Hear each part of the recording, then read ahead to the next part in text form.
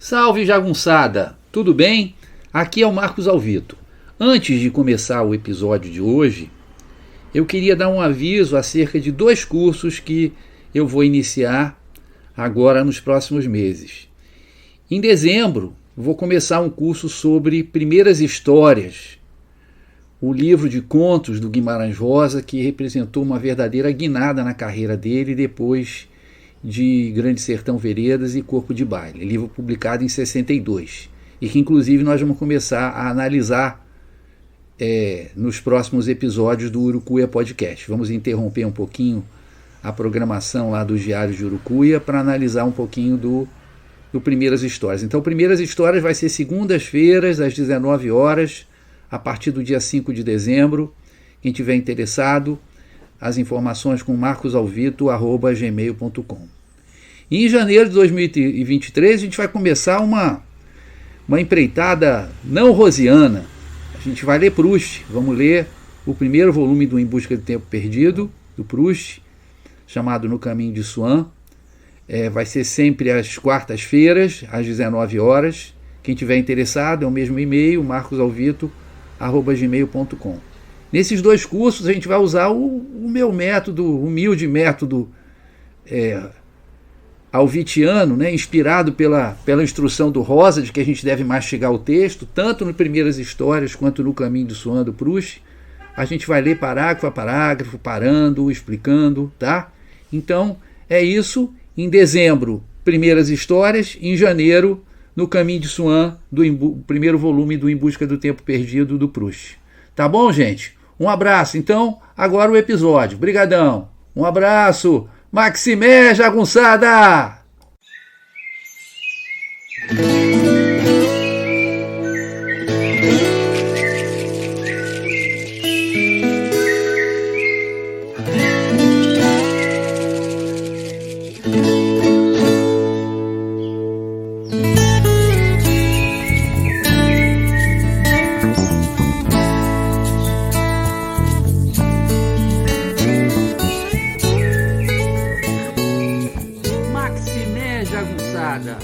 Bem-vindos e bem-vindas a Urucuia, um podcast feito para te ajudar a ler Grande Sertão Veredas e outras obras do nosso amado João Guimarães Rosa. Eu sou o Marcos Alvito. Maximé, jagunçada!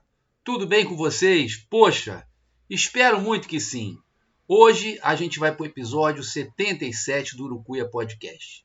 No episódio 76... a gente fez um intervalo aqui na leitura dos Diários do Urucuia para falar do Primeiras Histórias, né?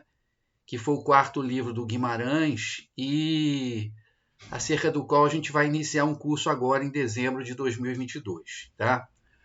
Quem quiser mais informações é só mandar um e-mail para marcosalvito@gmail.com.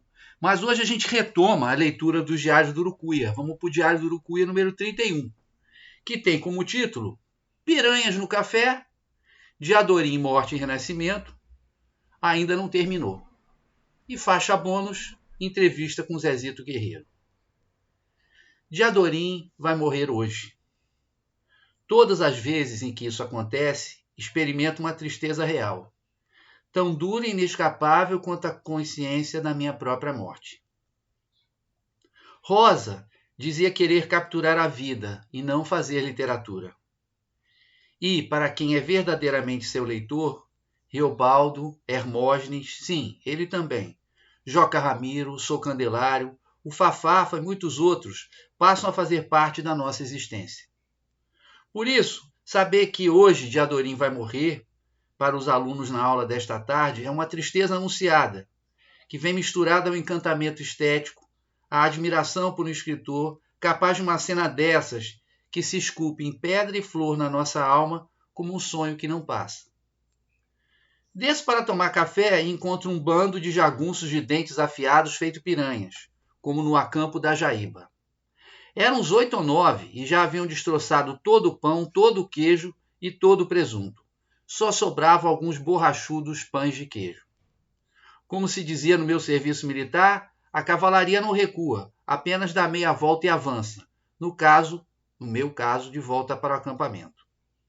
Não parecia ser meu dia de sorte, mas é sempre bom lembrar a lição rosiana. O correr da vida embrulha tudo. A vida é assim. Esquenta e esfria, aperta e daí afrouxa, sossega e depois desinquieta. O que ela quer da gente é coragem. O que Deus quer é ver a gente aprendendo a ser capaz de ficar alegre a mais no meio da alegria e ainda mais alegre ainda no meio da tristeza. Tanto é assim que os deuses resolvem sorrir. Acaba encontrando Joca Ramiro, pai do nosso Diadorim urucuiano. Está terminando de construir mais um quarto do hotel no segundo andar onde estou. Esbarro com ele no corredor. Suas mãos de pedreiro são tão grossas que estava usando uma lixa de parede para tirar o excesso de massa de cada dedo. Mas a alma não está endurecida. Conta um pouco da sua história. É de Japonvá, na margem direita do Velho Chico, perto de Luislândia e Brasília de Minas. Até os 11 anos viveu na roça com o pai e a avó. Quando o pai dele morre, a avó enlouquece. Fica tão abalada que é convencida por um ricardão da localidade a passar todas as terras para o nome dele. De uma hora para outra, seu Delvan e irmãos têm de se mudar para a cidade. Os irmãos, anos mais tarde, vão trabalhar em Brasília, como pedreiros. Com quase 18 anos, ele também vai. E um mestre de obras, percebendo a sua habilidade, em um mês o promove a pedreiro. Acaba conhecendo a atual mulher na cidade natal dos dois. Diz que lá a festa de aniversário da cidade é uma espécie de potlatch, de biscoito. Você pega o biscoito e pão de queijo que quiser e ao lado se serve de café durante 3 dias seguidos. Haja biscoito. Acabou vindo para Urucuia. Aqui não é ruim, não, repete ele mais de uma vez no seu jeito mineiro de elogiar com moderação. Veio, fez um trabalho, apareceram outros, foi ficando. Todo o segundo andar, inclusive meu acampamento, foram erguidos pela mão de seu Delvan, nosso Joca Ramiro. Fala que Diadorim anda lendo as folhas que enviei para ele e diz que vai ler o livro. Em seguida, vou até a loja do Júnior fechar a compra da Alba Valéria e deixá-la para alguns ajustes e consertos. Júnior é de Brasília, onde trabalhava com bicicletas. Veio para cá para ser padrinho de um casamento e trouxe uma bicicleta para um amigo seu. Logo pediram que trouxesse outra e mais outra. Ele acabou se mudando para cá por causa da tranquilidade, diz ele, pela ausência da vida corrida e perigosa da grande cidade. Mais um que Urucuia enfeitiçou. Meu padrinho Brasinha uma vez me disse que eu ia acabar morando em Urucuia. Vamos ver. Depois resolvi probleminhas. A troca do retrovisor direito do burrinho, comprei iogurte no supermercado, almocei no posto e tomei meu chicabon. A Madeleine que uso para me conectar à infância. Também passo na dona Vanderlúcia, artesã, para uma foto com ela. Depois, tirei uma soneca e comecei a escrever este diário. Quando peguei o burrinho para ir à escola, quem passa em sua bicicleta verde? Diadorim, que me acena. Deve ser obra do Rosinha só para me dizer. Diadorim nunca morre, seu carioco. Diadorim é eterno. Sim, devo confessar que falo com Rosinha em sala e fora dela. E às vezes consigo captar as mensagens que ele me envia. Isso não é novidade para os rosianos. Diadorim foi o primeiro a aparecer. Como ele só tinha assistido a uma aula, fiz um resumo da história em 15 minutos até o ponto da aula de hoje. Tive vontade de rir quando ele contou que sua mãe agora o coloca para ler 3 páginas por dia do livro. É inacreditável a força que tem um pequeno estímulo de alguém que se importa e acredita. Parece que toda a família se mobilizou. Foi seu Deltan que falou para ele vir hoje. Mas o melhor é que Diadorim, que tem um tique engraçado de apertar os olhos, está mesmo presente à aula com gosto, prestando atenção, e a prova disso vou relatar abaixo. Para mim, é uma alegria inigualável ver essa garrafa chegar à praia. O fato é que o Diadorim urucuiano, miúdo e valente, assistiu à morte de Diadorim, entendeu a aula e perguntou como fazer para receber os vídeos do YouTube, o que é uma enorme demonstração de interesse. Expliquei que ele teria que ter um e-mail, coisa que ainda não tem, porque os vídeos não estão listados. É preciso receber um e-mail para vê-los. Só o pai tem celular, mas ele vai dar um jeito, tenho certeza. O curioso é que ele ajudou o pai a erguer este segundo andar onde estou. Perguntou se estou no último quarto e disse que chapiscou as paredes dele. Não é casualidade, gente. É rosianismo puro. Para mim, foi uma aula com grau de dificuldade acentuado. Não foi fácil transmitir o desespero de Reobaldo ao se ver impotente diante da morte do seu grande e, na minha opinião, único amor. Nem tampouco o impacto que a revelação do segredo de Diadorim teve sobre ele. É que os alunos são tão jovens que parecem distantes demais da ideia da morte e do peso existencial que ela proporciona. É exatamente este o verbo que quero utilizar, proporciona, porque o peso existencial nos ajuda a pensar na vida e a viver com significado. Todavia, quando perguntados, um a um os alunos disseram que estava tudo bem. Estavam entendendo. Normalmente isso não quer dizer grande coisa. Mas também olhei nos olhos deles e delas e acreditei. Insisti que fizessem perguntas, que acabaram só vindo do pessoal da Companhia de Teatro Grande Sertão, com quem sempre brinco dizendo que estou querendo uma vaga de ator nas peças deles. Por enquanto só concordaram que eu carregasse os cenários. Sou muito canastrão. Aliás, eles farão um ensaio aberto de uma nova peça para a turma na sexta-feira. Ainda teremos mais uma aula, e suspendi a de hoje quando chegamos ao abismo que se abre na narrativa, quando Riobaldo diz ao doutor: aqui a história se acabou. Aqui a história acabada. Aqui a história acaba. Os diários de Urucu, entretanto, não acabaram. Só vou embora no domingo de madrugada. Até lá, prometo continuar a fazer a crônica do lançamento de Garrafas ao Mar do Acaso. E esse episódio de hoje também não acabou. Agora a gente tem a faixa bônus. Entrevista com Zezito Guerreiro, parte 1. O homem que tenho diante de mim, nesta bela manhã, no acolhedor bistrô da Val, é o verdadeiro milagre brasileiro. É filho de agricultores, agregados numa fazenda onde se conheceram e casaram sob o estímulo dos patrões. Meu entrevistado desde cedo trabalhou no campo ajudando os pais, pois era o filho mais velho. Hoje estuda letras e em breve, depois dos 40 anos, será um entusiasmado professor de português e literatura. O nome dele é Zezito Guerreiro. Sua vida mudou graças a uma decisão de seu Amadeu, que, embora analfabeto, se esforçou para trazer os filhos para a cidade para que pudessem estudar.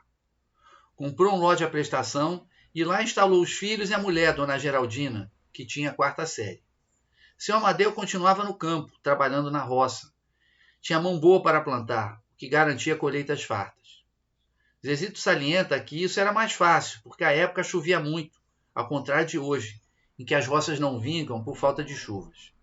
A única dificuldade era a abundância de pacas, capivaras e mutuns, mutum é uma ave, que às vezes comiam a colheita. Mas o pai conhecia o tempo de plantio, sabia o que deveria ser plantado na lua nova ou na lua cheia. Vivia de acordo com a lua, como se fosse um índio, nas palavras do Zezito. Enquanto isso, na cidade, a mãe, para ajudar, batia a roupa, lavava a roupa para fora.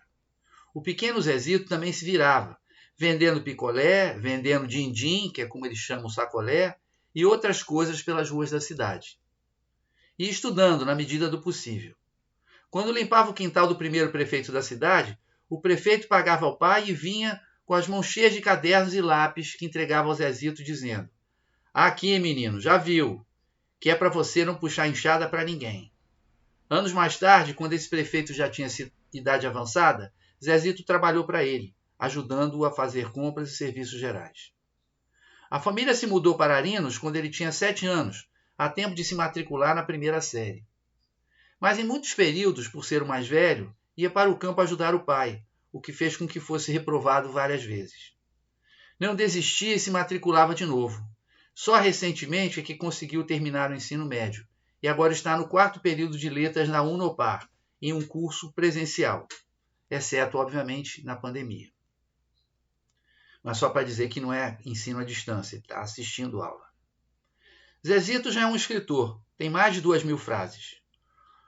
Por exemplo, o grande vitorioso não é aquele que vence, mas o que faz da derrota um grande aprendizado. Miseráveis são todos aqueles que deixam de lado seus sonhos para seguir os sonhos dos outros. Já rascunhou seu primeiro livro, O Diário de um Guerreiro, que conta a luta da sua vida, sobretudo para estudar e se tornar professor. Assim que se formar, ele pretende corrigir e editar o livro ele mesmo, para que fique pronto para a publicação. Seu primeiro contato com a literatura veio através da música de Raul Seixas, das letras de Paulo Coelho que o faziam pensar. Diz ele, a literatura foi entrando em minha mente. De tanto ele escrever o que eu sentia, eu fui sentindo e escrevendo também, pegando jeito, pegando ritmo. Ouviu falar de Guimarães Rosa pela primeira vez na 8ª série, mencionado por uma professora. À época, todavia, não teve acesso aos livros de Rosa. Isso só aconteceu em Brasília, onde trabalhou 12 anos. Ali, ele pôde ler Sagarana. Em Brasília, primeiro trabalhou como jardineiro, junto com seu cunhado, fazendo cerca viva e tudo. Depois virou pintor de paredes. Acha a literatura de Rosa muito difícil. Só agora com o curso é que começa a entender melhor. Ele era aluno, foi aluno meu no curso lá de Urucuia, o curso dado para os professores. Antes já havia lido O Grande Sertão até o episódio de Maria Mutema, mas agora tem certeza de que vai ler até o final. E gostaria de ler várias vezes, para interpretar e refletir. Uma professora conta que uma professora do ensino médio pediu que os alunos fizessem um resumo de 20 linhas de Helena, de Machado de Assis. Depois de ler e interpretar, Zezito fez um resumo de 155 linhas, tão bom que a professora disse que não seria preciso ler o livro, apenas o resumo feito por ele. Zezito vive seu sonho e não abre mão dele por nada. Por enquanto não se casou e só quer ter uma família depois que for professor. Até lá se mantém em forma, correndo até 16 km por dia. E nos fins de semana, relaxando em meio à natureza, com pedaladas de 105 km só de ida, até a cidade de Buritis. Bom, essa foi a primeira parte da entrevista com o grande Zezito Guerreiro, uma figura maravilhosa, que eu tive a grande honra e a alegria de conhecer, da cidade de Arinos. E no próximo episódio, a segunda e última parte, então, dessa entrevista. Por hoje é só, jagunçada. Um grande abraço. Maximé. Agora vocês ficam com a linda Acordais. Joyce Carvalho. Tchau, jagunçada. Um abração, Maximé. Tchau, beijo.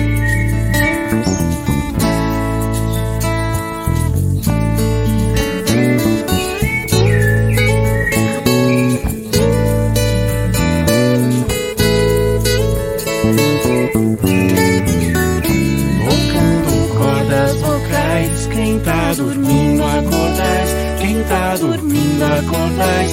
Quem tá dormindo, acordais. A casa agora adentrais. Quem tá dormindo, acordais. Quem tá dormindo, acordais. Quem tá dormindo, acordais. Peço licença ao Senhor, trago cantigas de paz, viola fina ensaiando, o pôr do sol nos quintais, passarinho vem se achegando, som entre os laranjais, quanto mais vozes